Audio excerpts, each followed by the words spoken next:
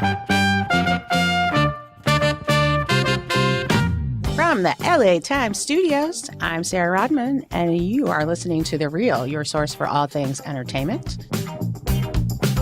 I am here today with my esteemed colleagues for our discussion about the Best Actress and Best Supporting Actress categories. Introduce yourselves, folks.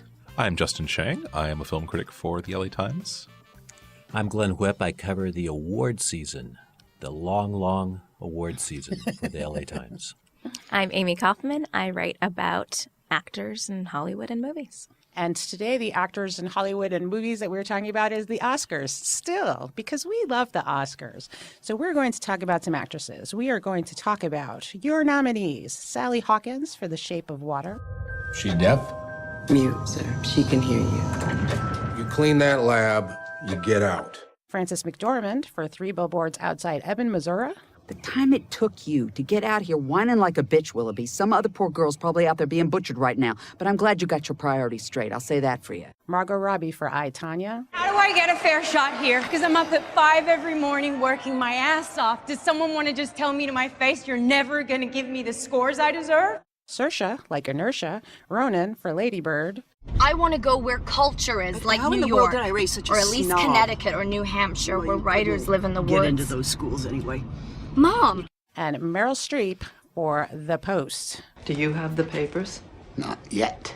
Oh gosh, because you know the position that would put me in. So, where shall we start? Shall we start with Saoirse? I'm a fan of Saoirse. I love Saoirse because she's been around for so long. She's been acting since she was a wee babe. You guys probably remember her from Atonement. But I will admit, I kind of like her performance in Brooklyn better than in Lady Bird. And maybe that's because she is from Ireland and she was playing someone Irish in that movie. It felt really true to her nature. That being said, I love her in Lady Bird, but it's like, I know she's not an American teenager, so it just kind of sticks in my head. What do you think, Justin? Yeah, it's funny, although I feel the same way that you do, roughly, in that I wish she had won the Oscar for Brooklyn. And it should be said, this is her third nomination after Atonement in Brooklyn. What a career she has. I mean, she could be the next Meryl Streep if she keeps going at this rate. In some ways, it's funny. I like her performance in Brooklyn maybe a shade better, too, but I love her in Lady Bird. And you could say that makes it all the more impressive, that she does, I think, effortlessly embody this part, even though it's certainly not who she is, as in real life. But I really, really love her in this film, and I think that it again is that it feels very effortless.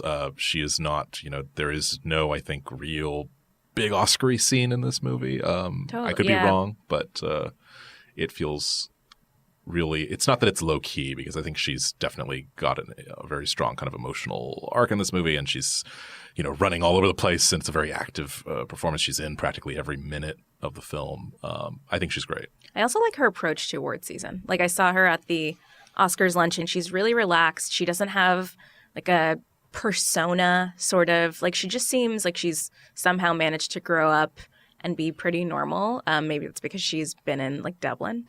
But she seems to have a pretty level-headed approach to everything, and that makes me like her more. So, Amy, you got a chance to sit down with Saoirse and discuss her role in Lady Bird. Let's listen to a clip from that conversation.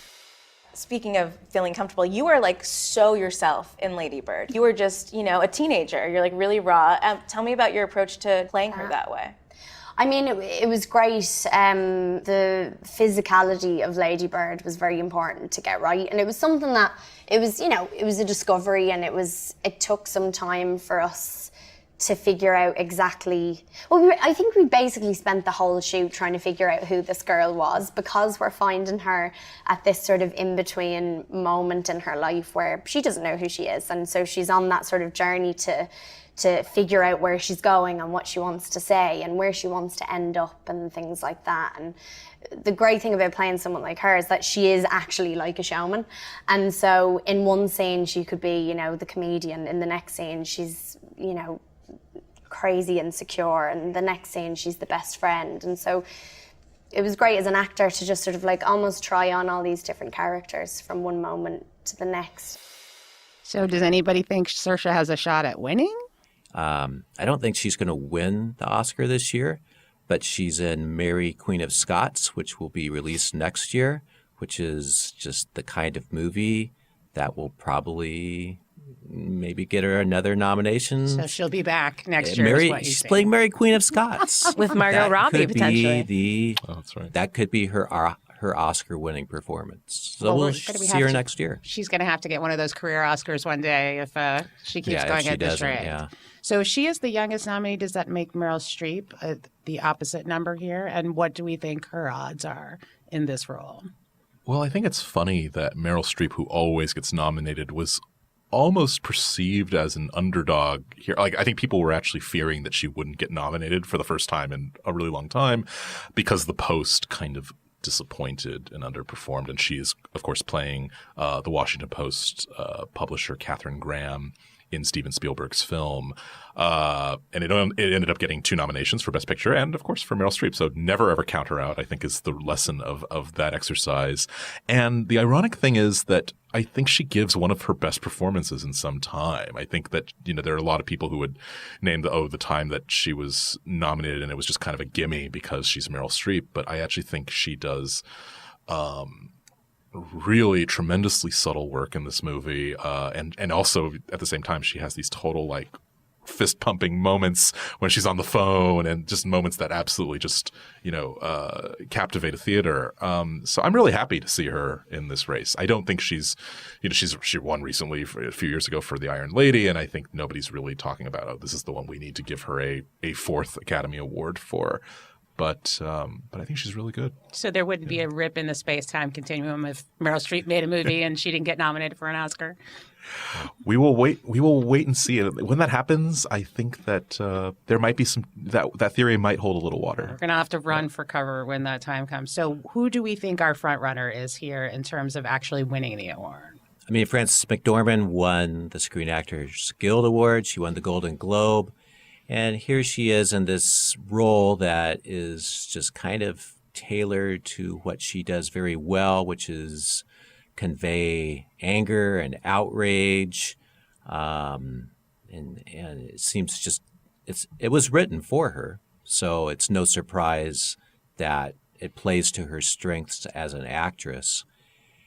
And, she won the Oscar for Fargo more than 20 years ago. So it's been a while since the Academy rewarded her. And as she said at the Screen Actors Guild Awards, she, in her acceptance speech, is like, yeah, I come out of my hole every few years. And it kind of feels like, well, here's our chance to reward this woman that we respect and we love and we admire for her refusal to, play any games, to take any BS. She's just really admired in this industry. And there's very few people that can actually do that. I mean, usually playing the game is part of winning, right? So the fact that she is able to do that is pretty remarkable. Yeah, she's given one interview that was New York Times Sunday Magazine, and I don't even think that was specific to this film, but it came out several months ago. That's the one interview she's given this entire award season. She does what she wants, and shouldn't we all aspire to that? So Meryl Streep was playing a real person, and then the other person in this category playing a real person is Margot Robbie. And this is a performance, even though some people it feels like are divided on the movie, that people are loving the performance itself. Okay, I'll be the naysayer on that. Okay. No, I am not here for Margot Robbie as Tonya Harding. From the second that movie started, I was like, she's not Tonya Harding. And I know that a lot of people had issues with her look not looking, exactly how Tonya did, despite the elaborate makeup. I don't know. Her whole vibe, it wasn't – I get that she put a lot of effort into the performance. She was definitely doing something. It was a choice. It was just not a choice that I, as a Tonya Harding aficionado and a skating – historian of sorts, amateur historian of sorts, could really buy into. So this isn't you being like on Team Nancy. Because you are from Boston. We do know that. That's true. No, I'm not on Team Nancy or Team Tonya. I just don't think that Margot Robbie's was anything like actual Tonya Harding. I am not the skating aficionado that Amy is, but even we all, I think, remember that chapter vividly, and I can't say either that I fully felt at any moment that, yes, I'm watching Tonya Harding. And that's sometimes the pitfalls of biopics and biopic acting. I think it's a very high standard to reach. I mean, I think, maybe some of us have less, photographic memories of Winston Churchill, for example. So or Gary Catherine Oldman, Graham. a little, or Catherine, it's like these are sometimes easier performances to win Oscars for. So I think that I think Margot Robbie gives a really physically and emotionally vivid and engaging performance. I think I think it's a bad performance at all, but I also felt that what Amy kind of described. I mean, it is like, I think it's, for someone who I think we mostly first saw in Wolf of Wall Street as like this tantalizing, beautiful woman who people thought might be relegated to girlfriend roles. She's like, nuh-uh, like I'm producing stuff. I'm doing hardcore physical transformations. Like this is her statement. And so much emphasis was put on Margot's appearance. Let's hear her response when, Amy, you got to ask her about just that. The judgment on looks is so intense. I mean, Margot, I remember when you got announced for I, Tonya, honestly, there were a lot of headlines that said, Margot's too beautiful to play Tonya Harding, which is unfair to both of you. It's crazy the way people remember her being the person holding a baseball bat, bashing someone's knee, and in the same way they remember her, they're like, Tonya, she's so ugly though. Nancy was so beautiful. And it's not the case. Like, first of all, they're athletes, not models. Shouldn't be about what they look like anyway. But everyone has this image that she was like this monster and she was like this angel. It wasn't fair on either women. But I remember I was looking at these photos. I was like, why do people keep commenting that she's unattractive? She's not. I'm looking at pictures where I think she looks great.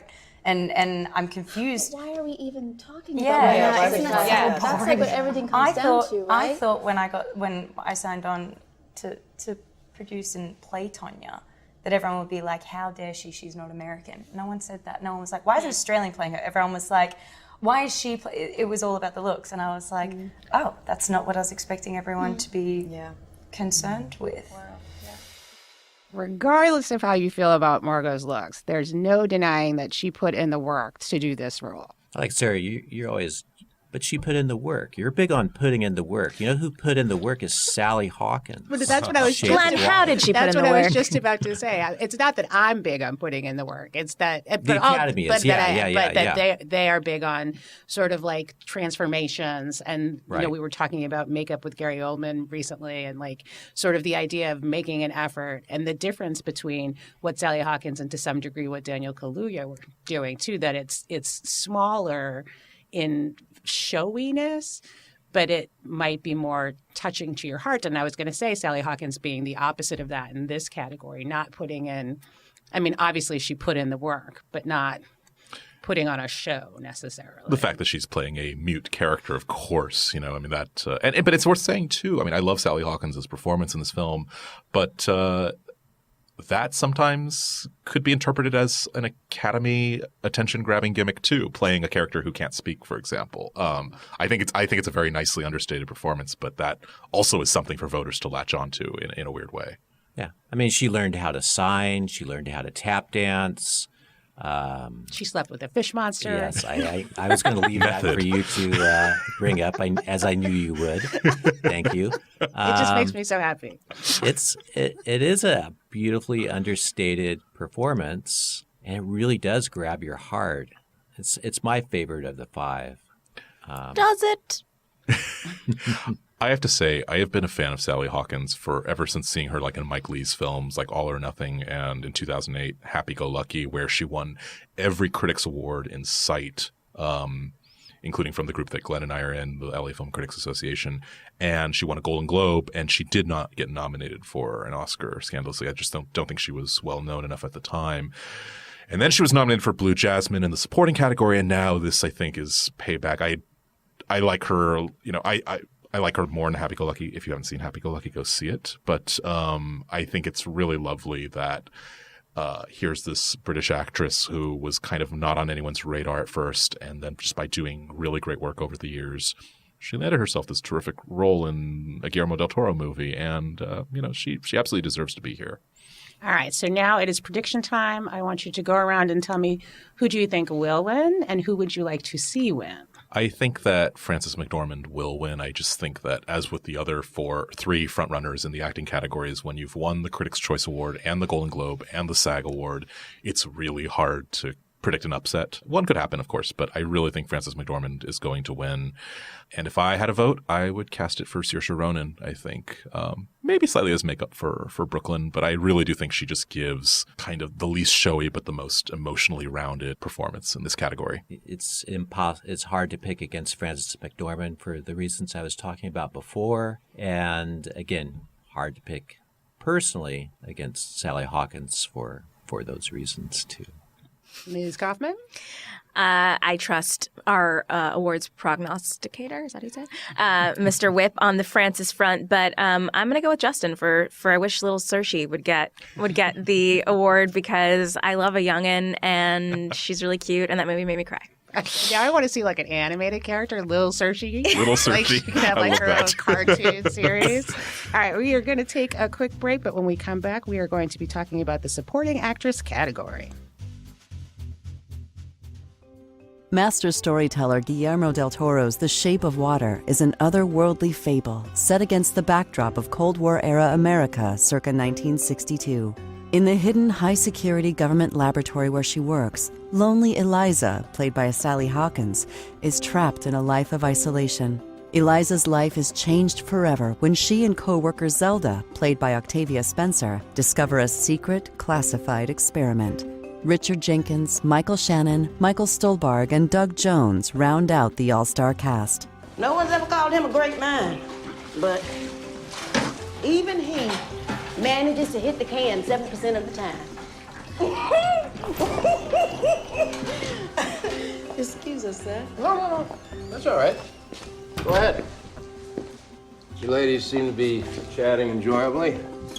Girl talk, no doubt. Pre-order The Shape of Water on iTunes Movies. Let's jump right into the supporting actress nominees. And here they are. Mary J. Blige in Mudbound. You just come back. Well, You come all the way back. Yeah? I love you, Mama. I love you too, baby.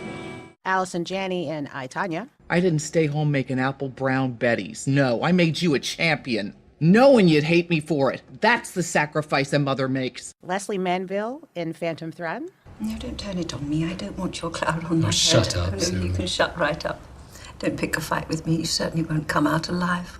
Laurie Metcalf in Lady Bird. You should just go to City College. You know, with your work ethic, just go to City College and then to jail and then back to City College and then maybe you'd learn to pull yourself up and not expect everybody to do everything.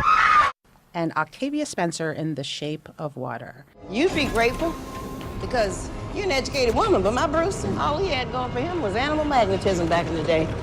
Hadn't worked in a while. So we have a previous Academy Award winner in this category, in Octavia Spencer, and a very well-liked movie. What do we think her chances are? I liked her in The Shape of Water, I think, better than the Oscar-winning performance in The Help. What?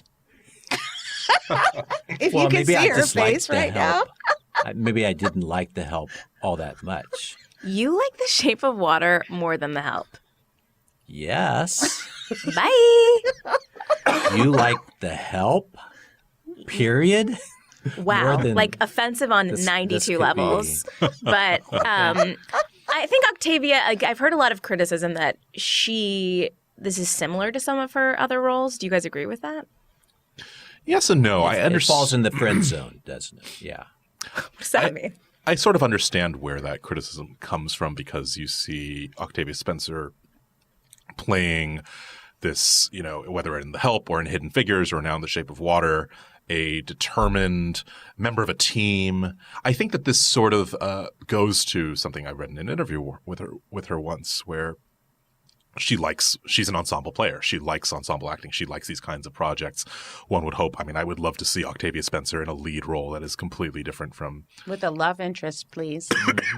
She did play 1/3 of God in The Shack. So, again, which is sort of a lead role, the lead role, you could say, but she was also kind of supporting. Queue right now. So, exactly. Go Google that. Well, no, I watched it, so you don't have to. But at the same time, I think she's really good in The Shape of Water, and I think that it's a role that has some heft and dimension to it, where she actually has, she's not just bolstering the Sally Hawkins character's quest, although, along with Richard Jenkins, but, she has scenes where, she's with her husband and everything. So it's a substantial performance. It's not my favorite in the category, but I don't think anyone's displeased to see her here. It's also a really strong comic performance, too. And we always complain about the Academy not taking comedy seriously. It's not strictly a comic performance, but there are a lot of great lines, and her timing, as always, is impeccable. Who do we think is our front runner in this category? Allison Janney, quite easily, I think. Again, for having won those same 3 key precursors, I think, especially the most important one being the Screen Actors Guild Award. She plays Tonya Harding's demon of a mother in I, Tonya, and it's a very arresting, very showy, very funny and quotable, profane performance. I think the Academy eats it up. And Allison Janney's a wonderful actress, as you said, Sarah, years of just terrific work in films and in TV. So I think they're really happy about giving this to her. But it's interesting, though, where you have Laurie Metcalf, who's also, everyone knows from Roseanne and among other things, too. She would be one of my picks if I had a ballot, I would say, because I think her work in Lady Bird is very nuanced, maybe too nuanced, I think. Can you guys explain to me, what is up with the Academy being so obsessed with showy performances? That just seems so obvious. Absolutely. Actors are the biggest branch of Oscar voters, and yeah, you would think that they would go for more nuanced work, but time and time again, it's just the big, showy, scenery-chewing performances. Like Mary J. Blige, who I'm looking at on the list, who, literally stripped down wearing no makeup and, is just kind of being – it feels like the inside of her is showing in that performance. I mean, I'm glad she was honored for this because her next to Allison Janney is, some pretty – I mean, it's about as polar opposite as you – can get. Yeah, it really does feel that way in terms of just volume and presence. And I'm really glad that amid the sweeping ensemble of Mudbound, that Mary J. Blige's performance, which, again, has no quotable scenes, no big showing moment. I think her most heartbreaking moment in this movie, and one of my favorite moments in the movie this year, is when Jason Mitchell's character, her son, brings her a piece of chocolate and says, "Eat this," and it's just beautiful. It's like, because that she would give it to her family, and she's like, "No, this is for you," and it's just tells you everything. Just her reaction to that tells you everything about who this woman is, this long-suffering sharecropper's wife in Jim Crow era South. I think it's a beautiful performance. I'm really glad that she was remembered for it, and I think that she and Laurie Metcalf and I would say Leslie Manville for Phantom Thread also are kind of doing. They're playing a somewhat subtler game. I think also Leslie Manville, if we can move on to her, is the surprise in this category. And she's also my favorite in this category. But I was really glad that the Academy kind of remembered Phantom Thread and put her in there. Yeah. Just speaking to the Janney coronation that we seem to be holding here, I think it's also a popularity thing. People love her. You talked about all the awards that she's won. It's an insane amount, especially on the Emmy side. And so you think that stuff factors in I agree when we're talking about Allison Janney, I'm like, oh, she's nice. And she was she's been on TV for so long. And then Mary J. Blige, I'm like, she changed herself from musician. Do you think they think that voters think about that? Oh, definitely. It's in the back of their minds. With Janney, it's like, yeah, we get to give her an Oscar now. And she's been nominated previously, though. Wasn't she nominated for American Beauty? No. She actually wasn't, although she's great in that and in so many other things. But I think this is her first nomination. It's her first, and it's Laurie Metcalf's first nomination, too. And that's another actress. She just won a Tony last year. neither are wanting for awards. Right, exactly. Nor is Mary J. Blige for that matter, but I want to back up to that one just for a second because the Academy certainly has a history of giving nominations to musicians who cross over. Diana Ross was nominated, Jennifer Hudson, people that have become famous in one lane. And sometimes it feels a little bit like, ooh, let's bring some of that shine over here. But in this case, it really does feel like an honest nomination. Does that seem accurate? Yeah, I think so. It's like she's and she doesn't belt out a number in this movie or anything. It is absolutely the opposite. She disappeared. I mean, and I was one of those people when seeing Mudbound at Sundance, and afterwards like, wait, that was Mary J. Blige. It was just that kind of effect that it had, which is its own kind of impressive, right? In a way, if someone can, who has an established persona, is a gifted recording artist and can kind of make you forget that. I mean, that's its own kind of. And you just know she'd give a great speech. Maybe she'd break out. She would into get really song. emotional. She would just she would be. That's what can we just vote based on who we think would give good speeches? Because at the Oscars nominees luncheon, they were giving these tips on the Oscars speeches. Which, by the way, did you know you only have 45 seconds from the time your name is announced? That's not. So when you get up on the stage, that's what they say, but it's stage. so not true. Well, that's what they say, I know that's right? What they say. And I just feel like, they tell people to be genuine and not think, people endlessly or whatever. But once you're up there, you don't think of that. But those aren't the iconic moments we remember. Do you guys have a favorite Oscar acceptance speech? I really did like when Matt and Ben were their first time, and they were so excited. Right. And they were jumping up and down, or like Cuba Gooding Jr. Like the people that get really excited. Exactly. Like I love those people. Where it seems because then you're talking about the show, like you're putting on a show, but it's still honest to who you are. Adrian Brody for me, for The Pianist. That would not go over well in the Me Too era, my friend. No. I know. And you know what? And I think it was still, and I know when it didn't go over, there were people who took issue with it even then. I was one of them. And absolutely. But, the kiss aside, I think it was a really great speech and a deserved win. Even if his career has not quite borne that out, perhaps. I was going to say, is there anyone on here who you think might go the way of an Adrian Brody? Like, who will just never be in a really acclaimed movie again? We're picking on poor Adrian Brody. Sorry. I'm sorry I brought him up. I like him. He was so good in Son of Sam. I think Summer everyone of Sam. is pretty established at this point. I don't know. The one I hope, the one I hope for in that respect is Laurie Metcalf, because I feel like a movie like Lady Bird, a role like that mom, doesn't come around that often, and she knocked it out of the park. And Amy, you had a chance to catch up with Laurie and ask her about her role in the film Lady Bird. Let's hear a little bit of that discussion. How did you guys start to talk about the ups and downs of that teenage and mother relationship? Did you go back to your own experiences? Well, I was living with a teenager. Okay. In my house at the time. And I sucked that dry also. Everything I could mine out of that. But it was all on the page in that beautiful script that Greta wrote.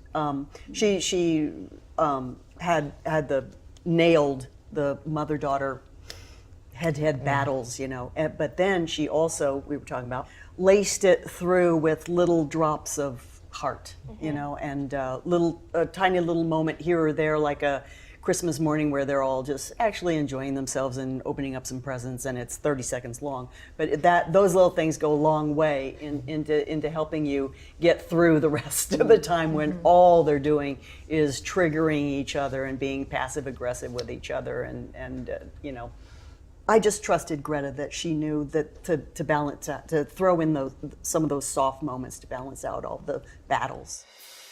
So as a TV person, I have to say, knowing Laurie from Roseanne and from Getting On and so many great roles on television and her work on stage, I think this is really exciting for her because it can serve as a launching pad for her in film, especially since she's coming back on Roseanne. It would be nice if she was able to have she this is? distinct. That's right. Yes, the whole original cast is back on Roseanne. So is it a guest role or a? No. She's a regular cast Whoa, member. that would be so iconic if she's like Oscar winner Laurie Metcalf on Roseanne again. Yes, Yes. absolutely. So on that note, please share with me, who do you think will win and who would you like to see win? I think Allison Janney is going to win for all the reasons previously stated. But if I had to cast a vote, it'd be between the two LMs, Laurie Metcalf or Leslie Manville. And I think I would give it to Leslie Manville, who Having just everything I said about Sally Hawkins in Happy-Go-Lucky, a Mike Leigh film, Leslie Manville is another one who's worked with Mike Leigh over the years and given fantastic performances, most of which have never ever been considered for an Oscar. So she really deserves this nomination. Every just shot of her staring icily in Phantom Thread, I think, is just a masterpiece of acting and composition. She should win.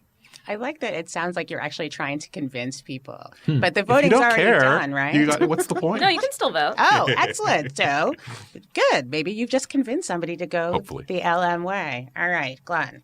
You know, I covering the Emmys too. I write this sentence all the time. You never bet against Allison Janney. That's so true in the Emmys, and it's going to be true this year in the Oscars too. You know, Laurie Metcalf had won a number of early critics prizes, and I'd still like to believe that there's some hope for her, and she would be my choice. Yeah, I'm going to say Laurie Metcalf will win just because I want her to, and that would be my vote because she really brought me back to that feeling of like, oh my God, Mom, I literally hate you. It made me dislike her in the movie, even though she's very nice in I life. can picture you saying that. Yes. So go, Laurie. Hi, Mom. All right, everyone, please tell us where we can find you on the interwebs. You can follow me on Twitter at Justin C. Chang. I'm on Twitter at Glenn Whip. I am Amy K in LA, not Amy Kinlaw. Amy K in LA. Thank you for joining us today. And be sure to download and subscribe to The Real on Apple Podcasts or your favorite listening platform. And while you're at it, go ahead and rate and review us. We look forward to hearing from you. Until next time, I'm Sarah Rodman.